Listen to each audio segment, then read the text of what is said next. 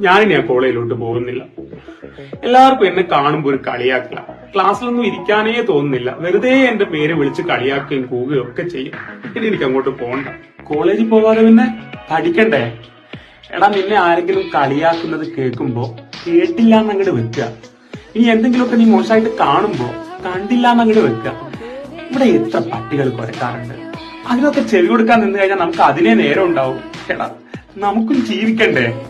നോക്കൂ, ഇവിടെ എന്താണ് ഉപദേശിച്ചു കൊടുക്കുന്നത്?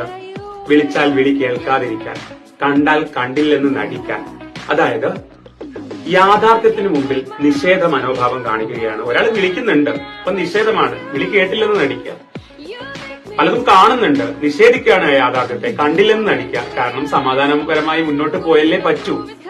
ഇതൊരു ഡിഫൻസ് മെക്കാനിസമാണ്, സമായോജന തന്ത്രമാണ്, പ്രതിരോധ തന്ത്രമാണ്. ഇതിന്റെ പേരാണ് നിഷേധം.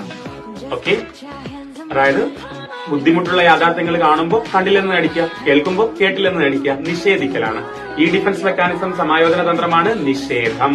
Thank you.